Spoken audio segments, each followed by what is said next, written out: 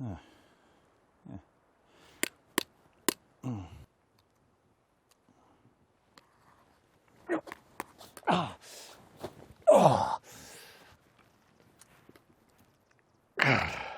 Morning.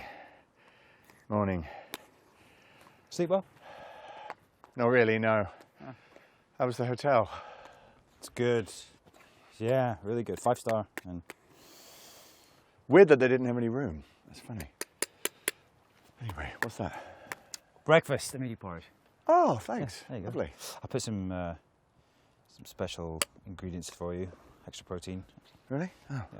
You know, actually, in the Highlands, Yeah. they would, sometimes they'd bleed their cattle, put blood in it. Really? Yeah.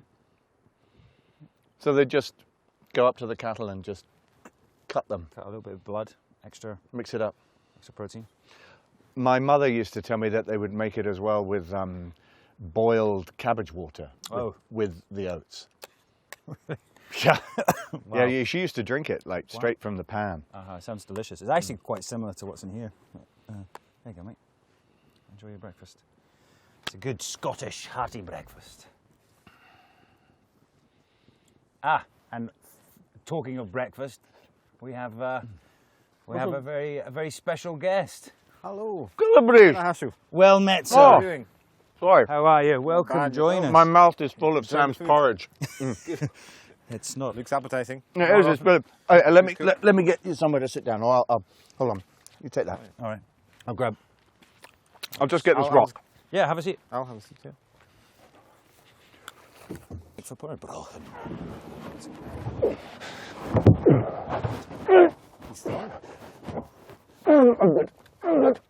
Thanks. Sorry about this. You see. Fooled you. Fooled you. Yep. That's the magic of cinema right there. All the porridge. Everywhere we go. You're impressed by the porridge, but not by the rock. Yeah. Great. So you're a Gaelic speaker. I am. Gaelic's my first language. Yes. I had no English before I went to school. Wow. That's amazing. And people still speak Gaelic in Scotland. We see a lot of the road signs are in Gaelic, and it's primarily the Highlands and Islands. Yeah. So I suppose most of the fluent speakers nowadays who live in the Highlands and Islands. There are about 70,000 Gaelic speakers here in Scotland. And yeah, most of them live in the Highlands and Islands. I'm from the Western Isles, where Gaelic's still spoken as a community language. But even in the cities of Glasgow and Edinburgh, there's Gaelic schools. Yeah. And there are 3 Gaelic schools in Glasgow now. There are 3. 3? Wow. And is it the first language of the Western Isles? It is, yeah. So when I was growing up, it would be the first language of about 90% of the population.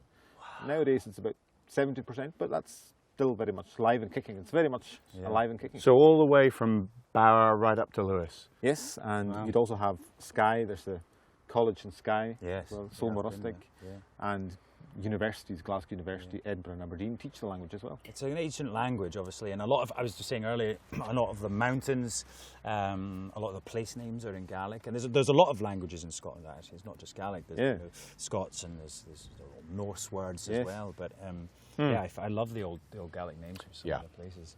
Yeah, so all it tells you so much about the history of the country with the place names and rivers and such. The Gaelic language gives you that information that you otherwise wouldn't know. They're very descriptive. And so historically as well, with the geographical separation of the Highlands from the rest of Scotland, but also the linguistic separation, would have been a contributory factor to the sort of alien feel that both sides would have felt towards each other, do you think? Oh, absolutely, yes. So the Highlanders would have spoken Gaelic all the way up until the mid-18th century. And it was a very, very different language culture to the rest of Scotland. And one of the big changes that happened to the country was that as the roads were made up to the Highlands, that allowed people to go up to the Highlands and also Highlanders to go down. Right. So when people were mixing, sort of dilution of language and culture and so on. And then obviously after Culloden, you know, was it outlawed, or you weren't allowed the sort of the Highland traditions or the Gaelic traditions, this different culture? It was sort of almost eradicated at the time. They tried to eradicate the language and the culture, so they would, after Culloden, they banned the language, the wearing of the Highland dress, and the bagpipes as well. So it was really a way of trying to kill the culture and, I suppose, assimilate the people into another form of culture. Which is historically what has happened in all sorts of parts of the world. Indeed, yeah. And then how it lives on, though, is through the language. I think it's through storytelling, isn't it? You're Yes. a storyteller yourself. Yes, so I'm a singer, storyteller, and one of the great things we had when I was growing up, and it's still very much alive, is that you'd go to a ceilidh house. A ceilidh house really is, we know the word ceilidh, which nowadays means dance, but the Gaelic word ceilidh means to go visiting. And when you're visiting, you tell a story, sing a song, and if the ceilidh, if the gathering is going well, at 3 in the morning, you'd have a dance in the kitchen. That's how it turned into a ceilidh. This is almost like we're a ceilidh here. So you would literally be just going to someone's house for a ceilidh? That is what a ceilidh is. Wow, that's fabulous. I've used that term for years and never quite known. Yeah, no, that's. And if the ceilidh is going well, then you dance. Then the dancing starts, right? Yeah.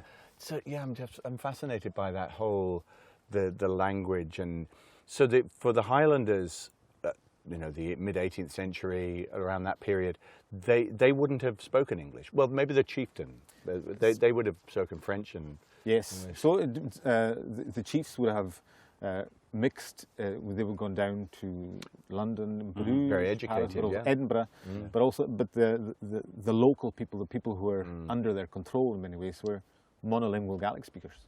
Wow. Well, as we're having our own meeting, our own ceilidh, could you tell us a story or sing us a song? Yes. One of the things that would always happen at a ceilidh would be when things are getting misty and a bit like today. They would love to tell a smoke off the ghost, sausages.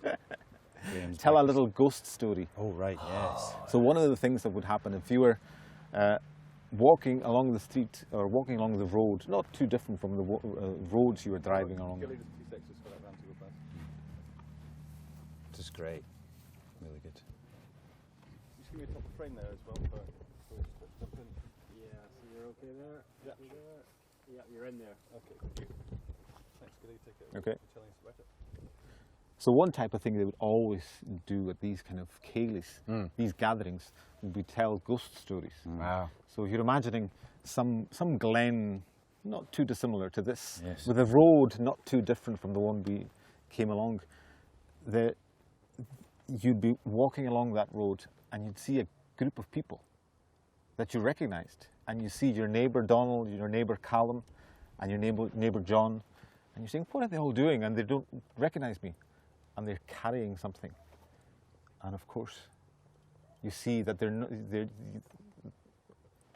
you see that your good friend Michael isn't in the group, and you'd expect to see him. And you say, where's Michael?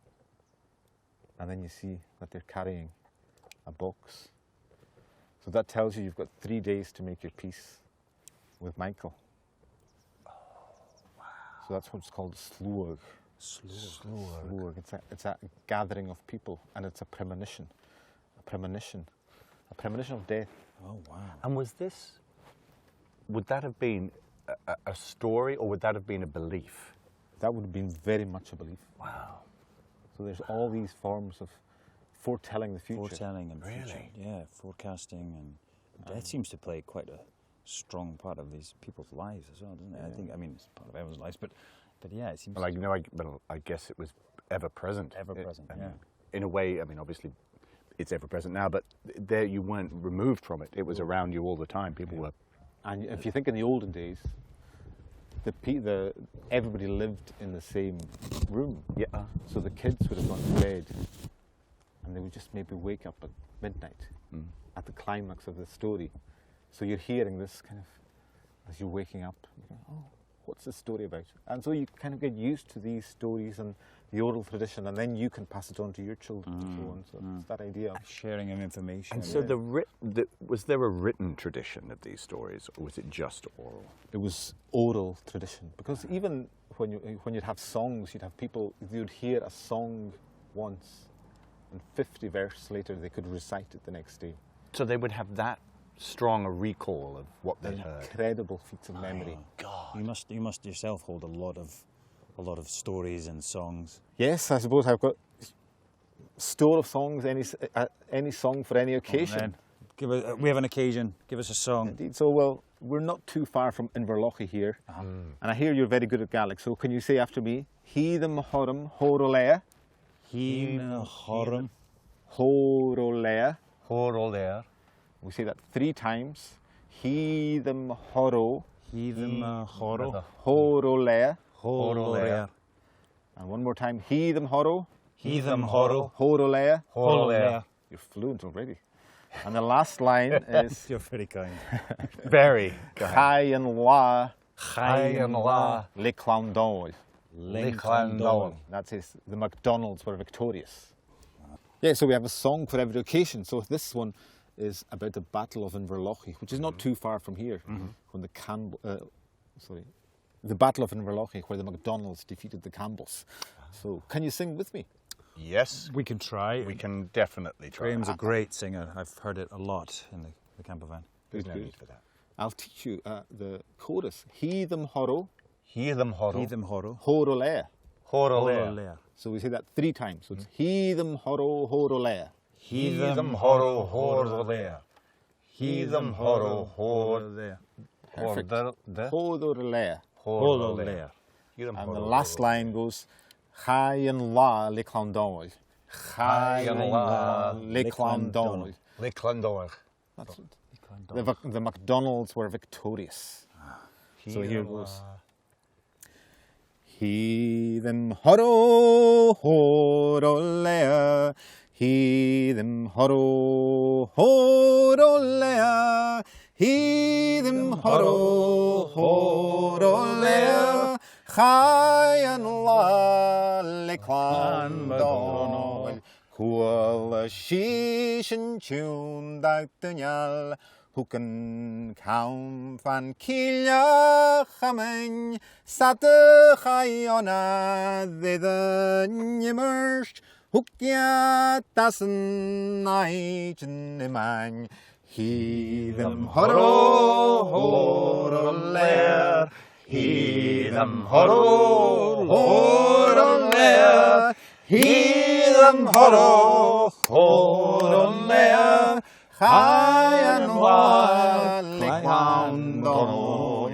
Jedig mimach mating donich. Guprai kashal in your lochi. Huna min taram tovan north to swap boy of Vlad Le Clondon. Heathem horo horolea. Heathem horo horolea. Heathem horo horolea. Chayan La Le Clondon. Scale up batja noor the hiku. Mochaim baldig.